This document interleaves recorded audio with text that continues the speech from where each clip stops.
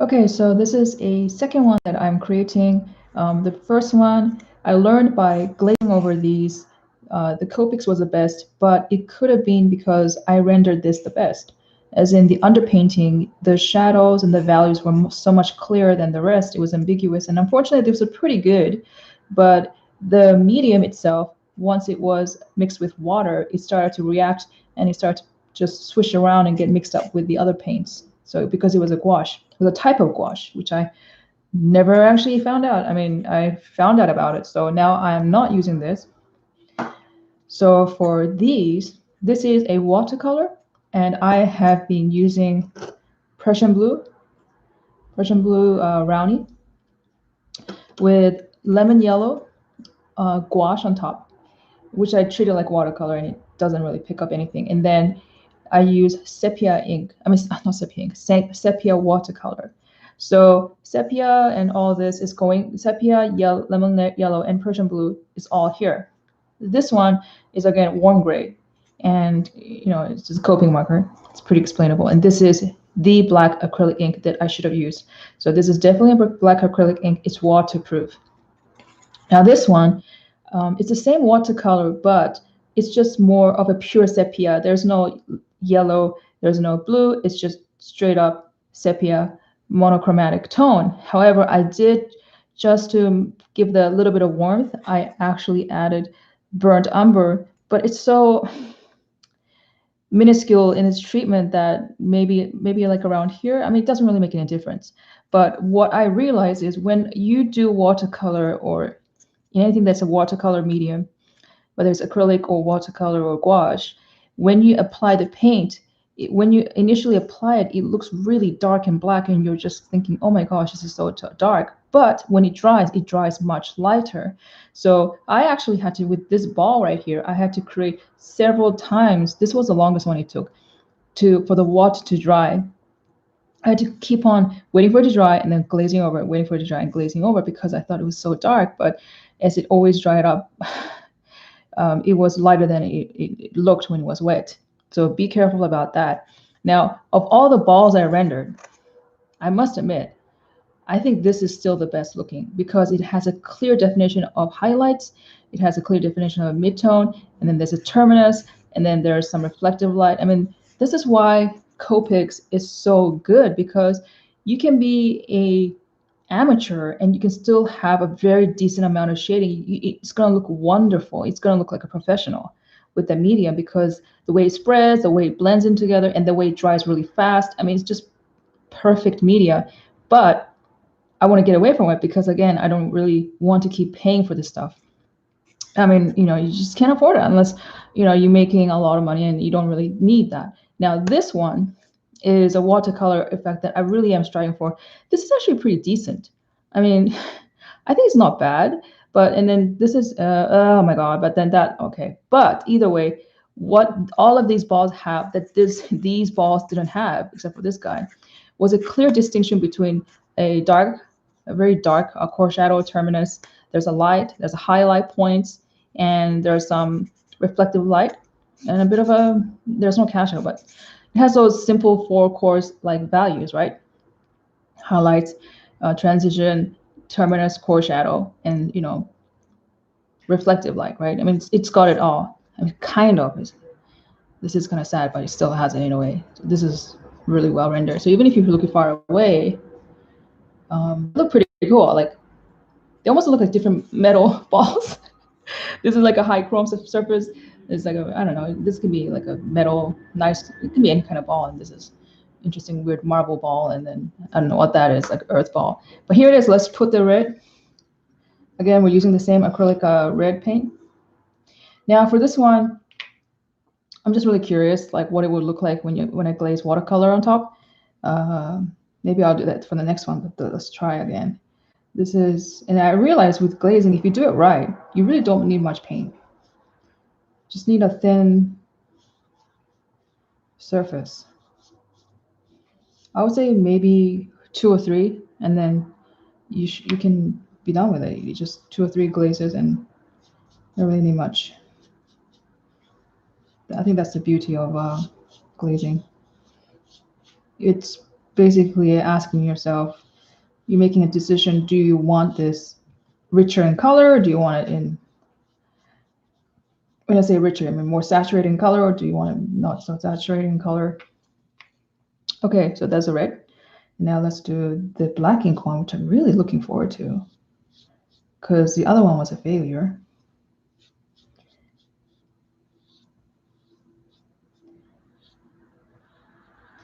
Interesting. It's again, seems like it's picking up the dirt underneath. Okay. Oh, it's not. Maybe this is. Okay.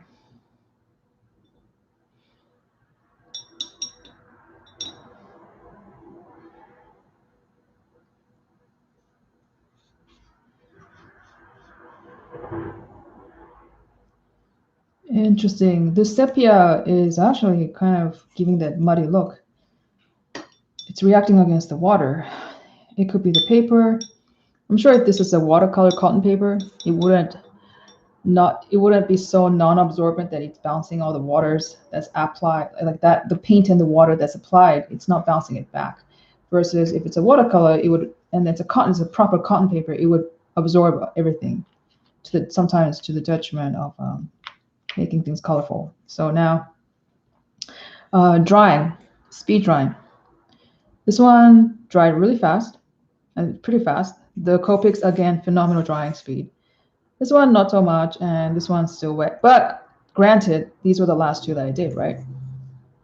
So let's put another thin layer.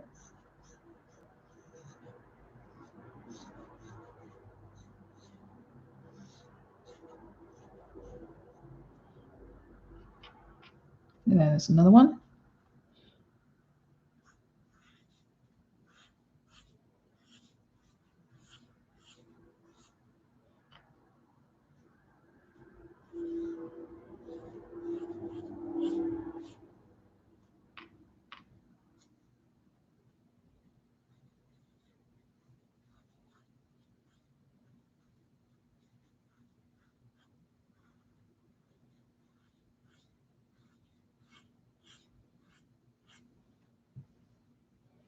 Okay, I'm still waiting for the black ink, acrylic ink to dry.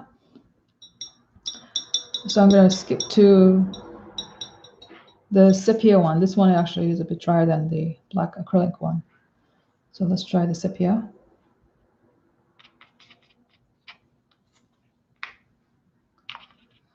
Okay.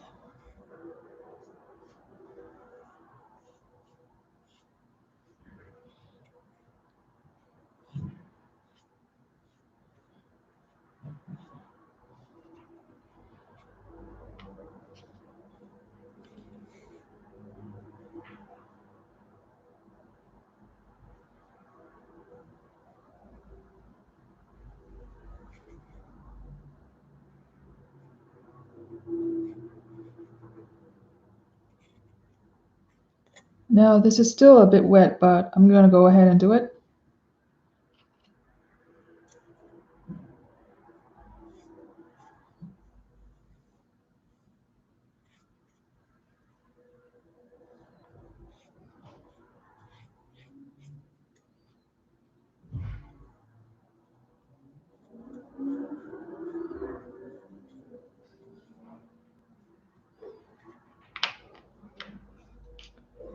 Okay, warm gray is dry.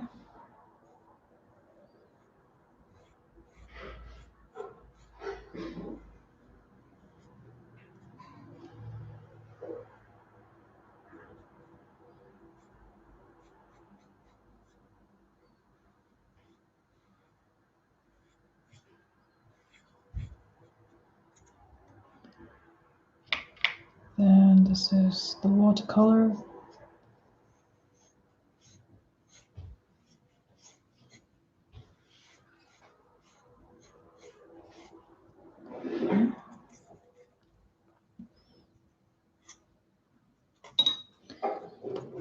Gotta let this dry a bit.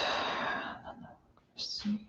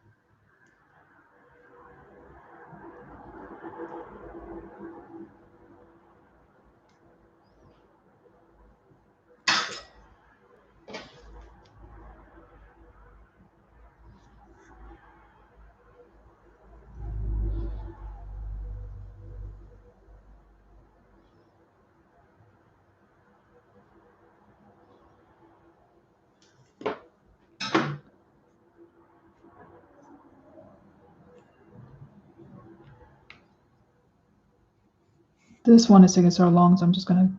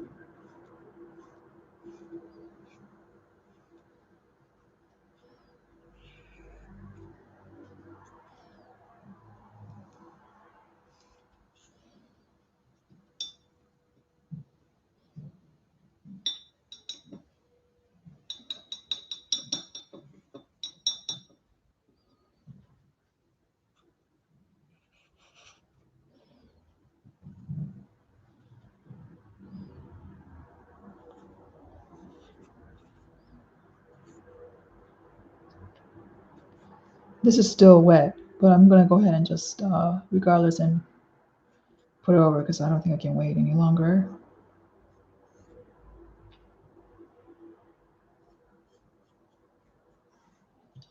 Okay.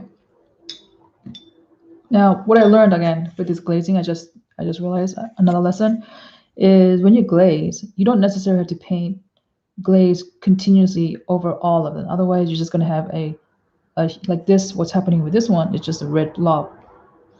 And hopefully, when this dries, you can see the undertone of the values coming out. But if you're not careful and you keep on glazing nonstop over and over and over again, you're just going to end up creating a monochromatic, just a flat red object, like in this case. But if you, what I learned while I was doing this one is if you just leave alone the other surface on the bottom, it could be better. Just glaze the top where you want the red to show, and that's it. So like this one looks pretty fairly decent. The warm gray looks pretty good too. And then this one actually is coming on not bad. I'm actually surprised. And this one is weird. This wonky sepia burnt umber is just really, really wonky. Okay. So I think overall, it's really about the technique. It's technique is just as important, where to apply the thing. But overall, my favorite would still be, I hate to say this, but again, it's going to be Copics, and then maybe this method right here. So 1 and 2. So there you go.